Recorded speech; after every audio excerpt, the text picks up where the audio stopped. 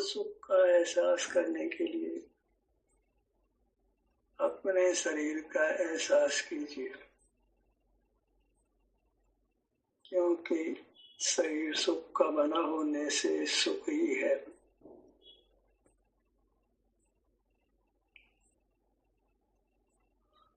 शरीर का एहसास करने से ही हमारा शरीर स्वस्थ रहता है, इंद्रियां कुशल रहती हैं, शरीर में बल रहता है और हम सुख का अनुभव करते हैं। ज्ञान और बल तभी तक है जब तक मूर्त शरीर का संबंध है। मूर्त शरीर का संबंध टूट जाने पर फिर केवल सुख ही है।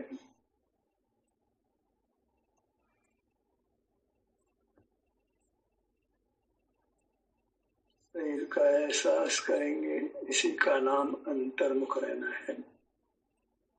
परमात्मा सर्वथा अंतर्मुख है, अर्थात निरंतर उनको अपने शरीर का एहसास रहता है। शरीर नाम अपने द्रव्य का है, शरीर से भिन्न कोई हमारा द्रव्य नहीं है।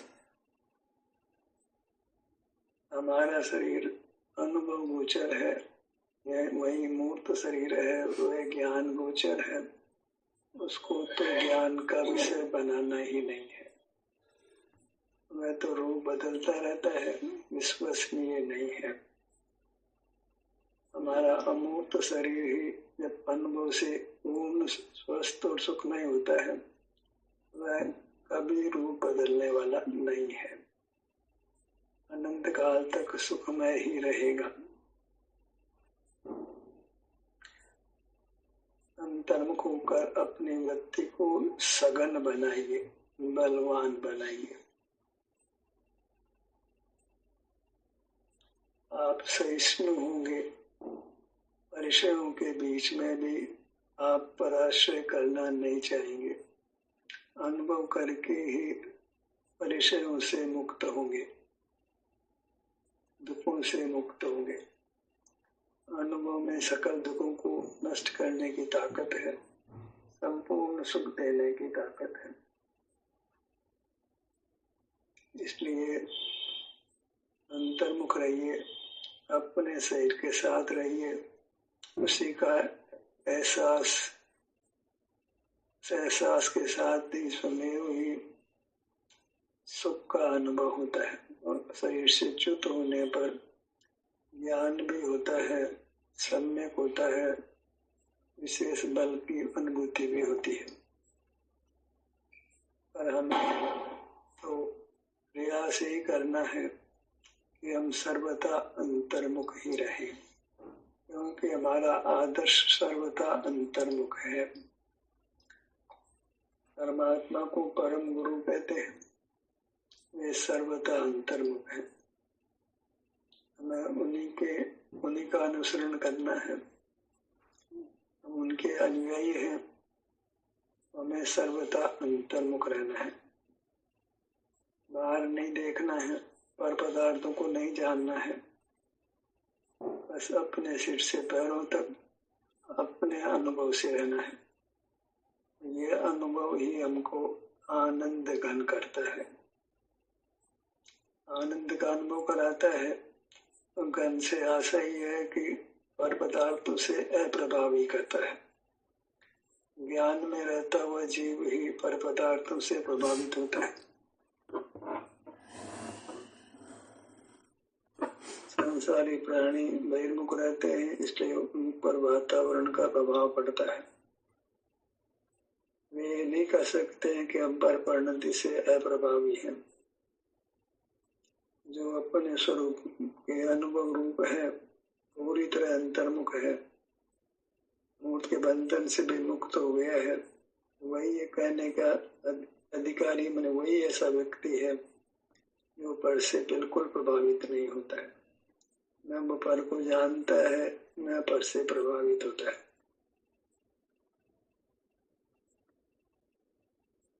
अपनी मुद्रा के साथ रहिए,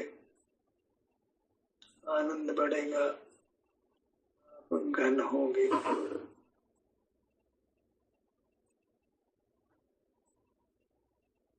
एक ही प्रण करना है, प्रतिज्ञा करनी है कि मैं सर्वथा अंतर्मुख रहूंगा।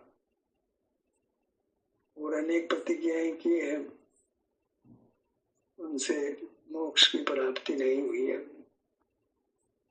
एक ही वांछा करनी है, दुख हमने भोगा है, पुनः दुख नहीं भोगे। उसका एक ही उपाय है कि हम ज्ञान में नहीं रहे। ज्ञान बहिर्मुखता को कहते हैं, बहिर्मुख से प्रकाश को ज्ञान कहते हैं।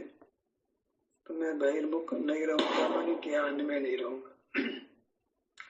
किसी भी पर पदार्थ को जानने की इच्छा नहीं करूंगा। अपनी मूर्त के, अपने शरीर के अनुभव एहसास रूप रहूंगा। तब सहज ही आप अपने में होते हैं। अंतर यात्रा भी होती है, अपने आप ही होती है।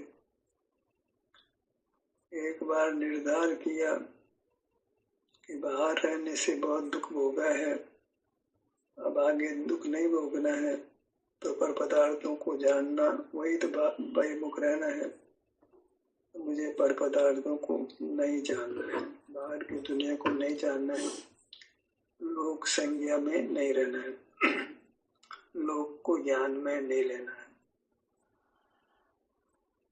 अपने अनुभव रूप रहना है। एक तरफ लोक का ज्ञान है, उसके फल में पंच परावर्तन है। एक और अपना एहसास है, अपने शरीर का एहसास है, उसके फल में अनंत काल तक सुख का भोग है। अपना क्या है इस दुनिया में? अपना शरीर है जो अमूर्त है, सुख का बना है, और उससे युक्त होते ही उसी समय सुख का अनुभव होता है। आगे पीछे नहीं है, उधार का सौदा नहीं है। जैसे ही हम अपने शरीर का एहसास करते हैं, उसी क्षण हमको सुखानुभूति होती है। अल्प होती है, अधिक होती है, तो इस बात पर निर्भर करता है कि आप कितने काल, कितना समय अंतर्मुख रहते हैं, कितना समय अंतर्मुखता को देते हैं। पानी बहुत गर्म हो जाए तो स्टोव से उतारने के बाद भी ठंडा होने में समय लगता है। हमने बहिर्मुख रहकर बहुत स्वास्थ्य खराब किया है, अंतर्मुख होते ही स्वास्थ्य ठीक हो जाएगा, सो तो नहीं बनता है। धीरे धीरे स्वास्थ्य ठीक होता है। स्वास्थ्य का ठीक होना ही सुखी होना है। हम स्थित होते हैं तो स्वास्थ्य ठीक होता है, स्वास्थ्य ठीक होता है तो हमको सुख का अनुभव होता है। काम एक ही करना है, स्वयं में स्थित रहना है। ऐसा निर्धार होता है तो बिना अंग उपांगों का नाम लिए ही हम अपने शरीर में उपस्थित रहते हैं। अंग उपांगों का नाम लेने की आवश्यकता भी नहीं रहती है। सहज ही अपने शरीर के विभिन्न भागों में हमारा विचरण होता रहता है। इतना श्रम भी नहीं करना पड़ता है कि अंतर यात्रा करें, एक अंग से दूसरे अंग पर जाएं, वो भी नहीं करना। सहज ही एक स्थान से दूसरे स्थान पर विचरण हो जाता है। कितना सुगम, कितना सरल। अंग के नाम का भी विकल्प नहीं करना पड़े, एक अंग से दूसरे अंग पर जाने का यत्न भी नहीं करना पड़े। सहज ही अपना अंतर्मुखता बनी रहे, शरीर का एहसास होता रहे, सुख का अनुभव होता रहे, वितरागता बनी रहे, परिणति ऊर्ध्व होती जाए, सुख बढ़ता जाए। ऐसी उत्तम स्थिति बनती है जब हम अपने शरीर का एहसास करते हुए रहते हैं। अपनी मूर्त भाग गई तो परमात्मा बन गई। वही तो हेतु है। मूर्त भाग गई तो मूर्त के अनुभव रूप रहेंगे। अपने मूर्त को ही मुक्ति रमणीय संज्ञा है, जिसको वर्ण लेने पर फिर अनंत काल तक हमको सुख की प्राप्ति होती है।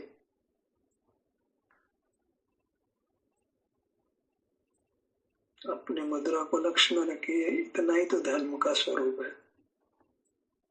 आप जिस किसी आसन में बैठे हैं उसका आपको अनुभव होता है। बैठे हैं तो बैठे पने का अनुभव होता है, खड़े खड़े हैं तो खड़े होने का अनुभव होता है, लेटे हैं तो लेटे होने का अनुभव होता है। बस बाहर का ज्ञान बंद करते ही हमको हमारा रूप व्यक्त हो जाता है, अनुभव में आने लगता है। वह सुख का बना है इसलिए सुख का अनुभव होने लगता है। मीठी वस्तु खाने का मन हुआ, कभी चरपरी खाने का मन हुआ, कभी सुगंध को सूंघने का मन हुआ, कभी सुंदर रूप को, सुंदर रंग को देखने का मन हुआ, सुंदर आवाज को सुनने का मन हुआ, और अपने शरीर के सुख का अनुभव करने का मन हमको निरंतर होना चाहिए, लेकिन नहीं होता है तो अंतर्मुखता भी नहीं बनती है। शरीर के सुख का अनुभव करने का मन बनाइए, जो शरीर के सन्मुख होने से होता है। सुख अपूर्व है, उसके सामने फिर सुगंध का सुख, रंग का सुख, रस का सुख, स्पर्श का सुख, आवाज का सुख कुछ नहीं रहता है। वहाँ तो सुख का भ्रम है। और जब हम शरीर का एहसास करते हैं, अंतर्मुख होते हैं, तो जो सुख है वह वास्तविक है। और विशेषता ये है कि अभी वो सुख पूर्ण नहीं है, इसलिए वो बढ़ता है। एक बार पूर्ण होने के बाद में फिर बढ़ने का मामला नहीं, जो कहते हो रहता है। उससे अधिक सुख होता ही नहीं है, पूर्णता को पा लेते हैं। ऐसी उत्तम स्थिति को हमने पाना है। उसके लिए करना क्या है? केवल अपने शरीर का एहसास करना, अंतर्मुख रहना है और पदार्थों के जानने से विरत रहना है, विश्राम की मुद्रा में रहना है। मतलब विश्राम करने में दिक्कत होने लगी। काम करने में दिक्कत तो लोगों को होती है, हमें विश्राम करने में दिक्कत हो रही है। कुछ नहीं करना, आराम करना, बिल्कुल निद्रा जैसी पोजीशन में रहना, आंखें बंद करके। उस पर का जानना नहीं, कुछ करना नहीं है, निर्भर रहना है। ये स्थिति है, इतना विश्राम हो जाता है कि निद्रा की आवश्यकता नहीं होती, अनंत काल ही नहीं होने वाली। क्योंकि बहिर्मुख होने से थकावट होती है, निद्रा की आवश्यकता होती है। और जब बहिर्मुखी नहीं होते, अपने शरीर का एहसास करते हुए रहते हैं, तो निद्रा की आवश्यकता बिल्कुल नहीं रहती है। पर से प्रभावित नहीं होते हैं तो सर्दी का इंतजाम करो, गर्मी का इंतजाम करो, बरसात का इंतजाम करो, सबकी आवश्यकता नहीं रहती है। भूख नहीं लगती है, प्यास भी नहीं लगती है, याद भी नहीं होता है, शरीर को रोग नहीं होता है। जब भूख नहीं लगती है तो बीमारी है। भूख लगना कोई अच्छी बात नहीं है। एक भूख नहीं लगना है, एक स्वस्थ व्यक्ति को भूख नहीं लगती, एक बीमार को भूख नहीं लगती। हमें बीमारी वाली स्थिति नहीं लाना जहाँ भूख नहीं लगती। पेट खराब हो गया है, कुछ खाने की इच्छा नहीं है, जो खाने की इच्छा करते हैं उनको दिक्कत है, जिनको खाने की इच्छा ही नहीं उनको क्या दिक्कत है। जहाँ शरीर है वहाँ स्थिति अलग है, बहिर्मुख जीवों की स्थिति अलग है। अंतर्मुख जीव तो केवल अपना अनुभव करते हुए संपूर्ण सुख पा लेते हैं। और अंतर्मुख चित प्रकाश का नाम दर्शन है, ज्ञान नहीं है। अनुभव है, सुख का भोग है, आनंद का भोग है, सघनता है, वितरागता है,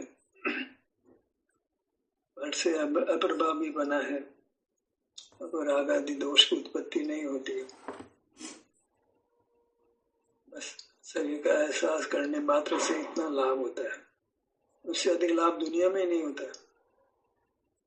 वांछित सब कुछ हो जाता है, एकदम उत्तम स्वास्थ्य मिलता है, उत्तम सुख मिलता है।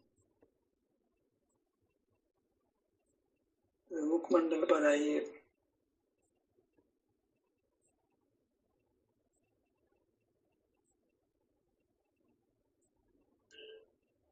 जब रस आता है, ठहरते हैं, रस आता है तो वृत्ति फिर यहीं रहना चाहती है, बहिर्मुख होना नहीं चाहती है। तो मजबूरन ऐसी स्थिति बन जाती है, ग्रस्त है तो बहिर्मुखता हो, अन्यथा फिर बहिर्मुखता बहिर्मुख रहना योग्य नहीं है।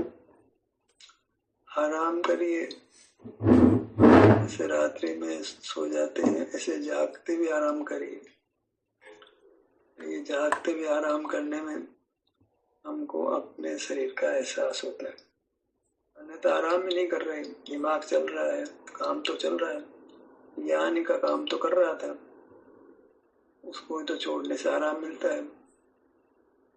ध्यान में कोई काम मान लिया जाए तो फिर थकावट निरंतर है। मात्र जानना मेरा काम, उन्हें मात्र थके हुए रहना, मात्र दुखी रहना, उसके फल में सोते हुए रहना, बीमार रहना, ये तो अच्छी बात नहीं हुई। मात्र अपने शरीर का एहसास करते हुए रहना, ये हमारा काम। और वह भी अपने आप ही होता है, करना रहना नहीं है, अपने आप ही होता है। जब बहिर्मुखता को बुरा जान लिया, पर पदार्थों को जानने को कुशील जान लिया, तो सहज ही अपने में निवास होता है, अपने में उपस्थिति होती है, बिना प्रयत्न के होती है, सहज होती है। सहज क्या है? अपना अनुभव, स्वभाव है। सहज माने स्वभाव, वो केवल इतना ही स्वभाव है, अन्य स्वभाव को नहीं जोड़ना है, नहीं तो फिर विकार होगा। हर पदार्थ एक धर्म ही होता है। जब हमने एक कहा, द्रव्य से भी एक, भाव से भी एक। एक ऐसा नहीं किसी कि द्रव्य से तो एक है, भाव से अनेक है, ऐसा नहीं है। द्रव्य का मतलब भी क्षेत्र काल भाव होता है। द्रव्य एक है, माने क्षेत्र भी एक है, पर्याय भी एक है और भाव भी एक है। एक समय में दो पर्याय नहीं है, सुख के पर्याय भी है, ज्ञान के पर्याय भी है, चाहे त्रिकुट के पर्याय भी, अनंत पर्याय है। एक समय में एक पर्याय है। सब पर्याय में अनेक पर्याय ऐसा भी नहीं है। एक पर्याय में दूसरे पर्याय नहीं होती है, कोई तरीका नहीं, कोई विधान ही नहीं है एक पर्याय में दूसरे पर्याय होने का। दो पर्याय होती ही नहीं है कि एक में दूसरे पर्याय आ जाएंगे। ये कमरा नहीं है जिसमें सब कई बल्ब जला दो आप, एक बल्ब जल गया, दूसरा बल्ब जल गया, तीसरा जल गया। यहाँ तो एक ही है, एक ही भाव है का अनुभव होता है। बाहर रहते हो तो फिर एक पर्याय है, पर्याय तो एक ही है पर वह अनेक रूप होती है। शुद्धता है वो एक रूप है, वो अनेक रूप नहीं होती। एक पर्याय है और एक रूप है। बहिर्मुखता में भी पर्याय तो एक ही है पर वो बहुरूपीय है। बहुरूपीय उचित नहीं मिलती है। शरीर के भाग का अनुभव करिए।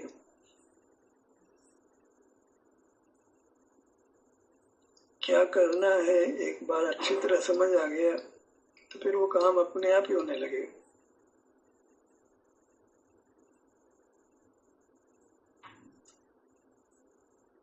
एकदम मंजिल साफ दिखाई पड़े, रास्ता साफ दिखाई पड़े तो फिर धोखा नहीं होता है। निशंक यात्रा होती है, निशंक कदम उठते हैं, बिना प्रयत्न के कदम उठते हैं। जहाँ जाने का परिणाम होता है वहाँ पांव अपने आप उठते हैं, खुशी से उठते हैं, उत्साह से उठते हैं। अपने घर आदमी खुशी से आता है, धक्का देके नहीं आता है। और अपना घर तो अपना शरीर ये नहीं माना तो फिर खुशी से नहीं आता है, दबाव में आता है, वो मजे की बात नहीं है। अपने आप ही अपना मुख अपने शरीर की तरफ होता है, शरीर में होता है। एक बार शरीर में अपनापन हो जाए, बस ये मैं, ये मेरा, इतने ये पढ़ लिख करके दूसरा चिंतन करने लग जाते हैं। शरीर में नहीं हूँ, शरीर मेरा नहीं है, आत्मा में हूँ, आत्मा मेरा है। तो आत्मा का क्या है जो मेरा है? आत्मा क्या प्रश्न ही होगा ना। मेरा आत्मा है तो फिर आत्मा का आकार बताना चाहिए। आत्मा का आकार देह प्रमाण है तो फिर देह प्रमाण को देह करने का व्यवहार होना चाहिए। ये अभी एक जीव अस्थि काय है, आत्मा काय है, आत्मा भी कहो, आत्मा को शरीर भी कहो, तब भी चलेगा। शरीर नहीं कहो, नहीं है ऐसा कहो तो नहीं चलेगा, अन्यथा तो हमारा पूरा नाम ही खंडित होता है। हमारा पूरा नाम तो जीवास्तिकाय है। अस्तिकाय माने बहुप्रदेशी है, बड़ा है और एक निश्चित आकार वाला है। उस आकार से हमको संज्ञा मिलती है। मनुष्य है, कोई त्रियंश है, हम तो कहते हैं शरीर का अनुभव मत करो, मनुष्य तो होना भी, तो मनुष्य आकार का ही अनुभव करो। वो अनुभव आपके आता है, आपको ऐसा नहीं अनुभव में आता है कि नहीं 4 पैर हैं, सींग है, पूंछ है, जैसा देह का आकार मूर्त का वैसा ही हमारा आकार हमको अनुभव में आता है, उतना ही क्षेत्र हमको अनुभव में आता है। देह से अर्थ अपना क्षेत्र ही लेना, अपना विस्तार ही लेना, अपनी सीमाएं हमको अनुभव में आती है, इसके परे मैं नहीं हूँ। सिर से परे नहीं हूँ मैं, पाँव से परे नहीं हूँ, बाएं कंधे से परे नहीं हूँ, दाएं कंधे से परे नहीं हूँ, सीने से आगे नहीं हूँ, पीठ से पीछे नहीं हूँ। अच्छी तरह अनुभूति होती है। ऐसे तो अनुभव करते रहना है। 8 का भाग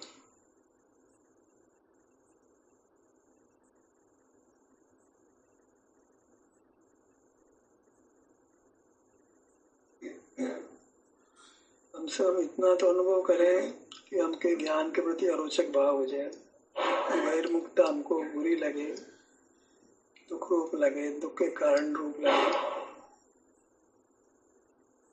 बहिर्मुखता में बहुत दुख होने वाला है ऐसा लगना चाहिए। 5 परावर्तन में अनंत परावर्तन होने वाले हैं, हर परावर्तन अनंत पार होगा। द्रव्य क्षेत्र काल भव भाव सब परावर्तन अनंत पार होंगे। दुख ही दुख में चलना पड़ेगा। दुख के साथ भोग कर सुख आ जाता है, फिर दुख आ जाता है, वो अच्छी बात नहीं है। बकरे को खाने को मिलता है, फिर धीरे धीरे काट कर मारा जाता है। यह खाना किस काम का है, ये खाना बेकार, इस खाने में क्या लाभ है, इसके बाद धीरे धीरे काट कर हमको मारा जाए। विषय सुख की ये स्थिति है।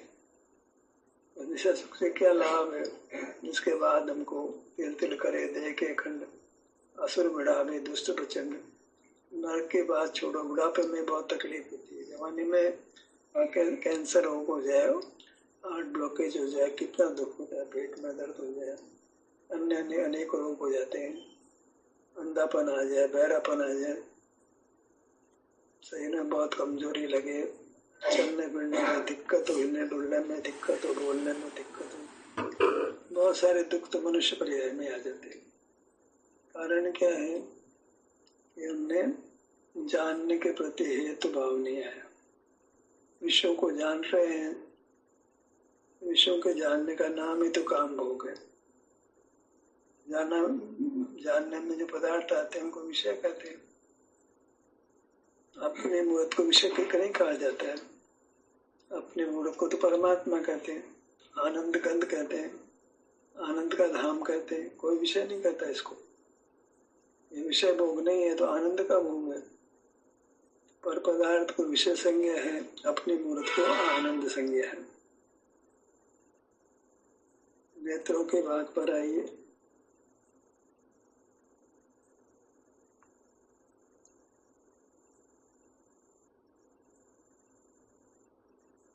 अच्छे पने का परिणाम होता है, सुख का परिणाम अनुभव में आता है।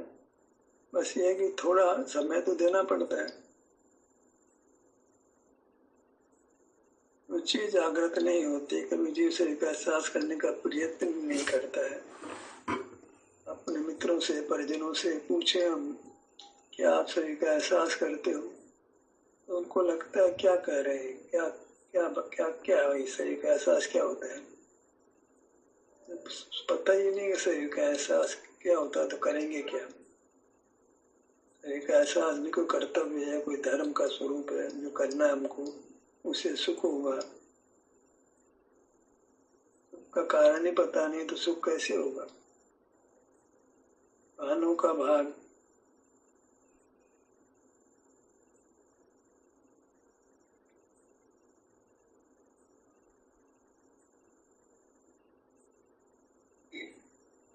ठहरने में ठहरना है, ठहरने का भाव करिए।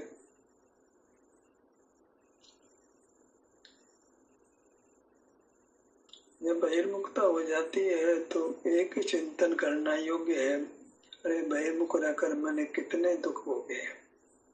याद करो बहिर्मुख रहने से कौन कौन से दुख आ गए थे, उनको बोलना नहीं है, उनसे प्रेरणा लेनी है। अब ये दुख नहीं भोगना है, बिल्कुल नहीं भोगना है। बहिर्मुखता से उत्पन्न हुए थे, सारे दुख बहिर्मुखता से उत्पन्न होते हैं, तो मुझे वो दुख याद करके वो बहिर्मुख नहीं रहना। नासिका,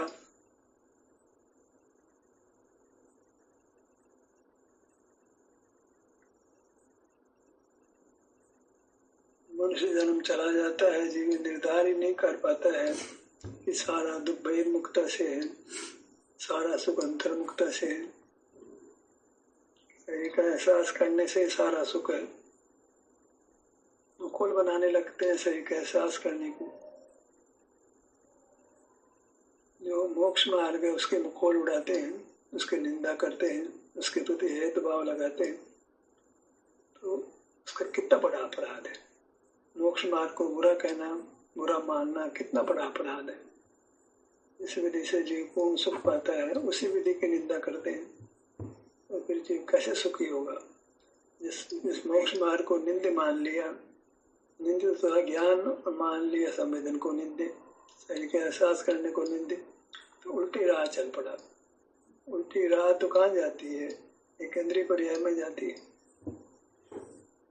बेहोशी की स्थिति में जाती है, दीर्घ काल तक बेहोश रहता है, फिर लटकी बनना ही मुश्किल हो जाता है।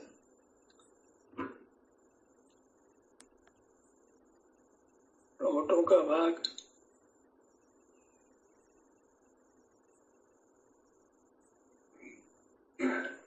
जिह्वा, पूरा मुखमंडल। मुखमंडल की प्रधानता तो है ही, यही आईडी के रूप में मुख ही दिखाया जाता है, क्योंकि हमारा बहुत सारा व्यवहार मुख के भाग से होता है। यहाँ पांचवें इंद्रिय स्थित होने से हम बहुधा यहाँ रहते हैं। बहिर्मुख रहने के लिए यहाँ रहे, यहाँ आते हैं। अब अंतर्मुख रहने के लिए यहाँ आना है, इतना सही तो करना है। यहाँ से तो बहिर्मुख होते ही हैं, यहाँ से बहिर्मुख नहीं होते तो यहाँ पर होंगे, यहाँ पर होंगे तो हमको सुख का अनुभव होगा। इतना ही करना है। ध्यान कैसे तरह समाप्त होता है। आपकी सहभागिता के लिए धन्यवाद।